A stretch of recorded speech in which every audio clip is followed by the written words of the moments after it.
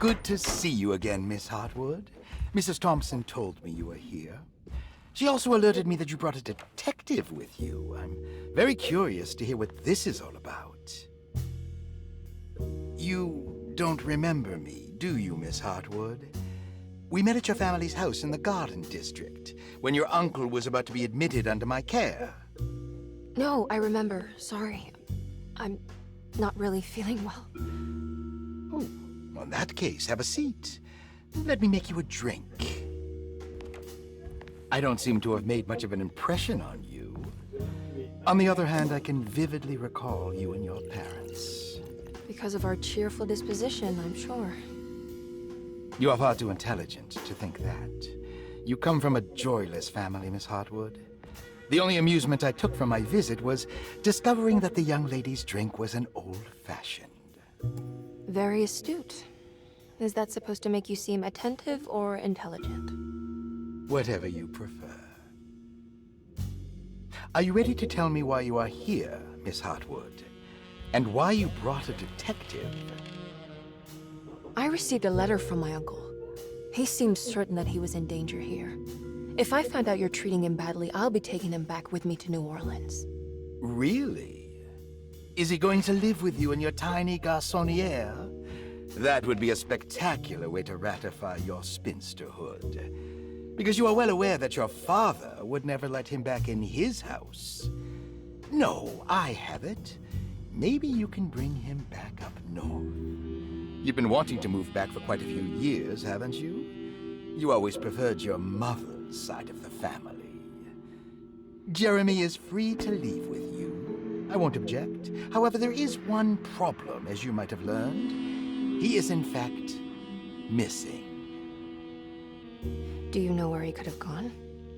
No, I'm afraid I don't. I have my staff looking for him.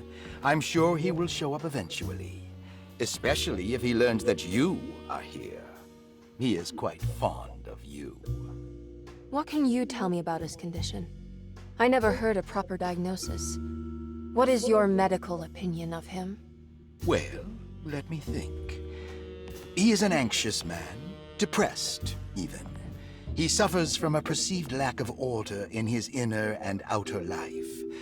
He constantly complains about events not presenting themselves according to their divine nature. In the Dark Man? Hard to tell if it was ever anything specific. Jeremy uses the Dark Man as a psychological scapegoat to avoid facing the truth that he is in any way at fault. You don't think there can be any truth to the Dark Man's supernatural existence? Why would you ask that? Can we ever be sure? If the Dark Man is some sort of evil presence that is in possession of Jeremy? Well, I assure you, any evidence that you experience supporting that claim is purely delusional. Don't get caught up in mass hysteria, Miss Hartwood. You wouldn't want to take your uncle's place in this hospital, would you? I'll be leaving now, Doctor. I need to keep looking for my uncle. Do so, Miss Hartwood. I'll let you know if he shows up.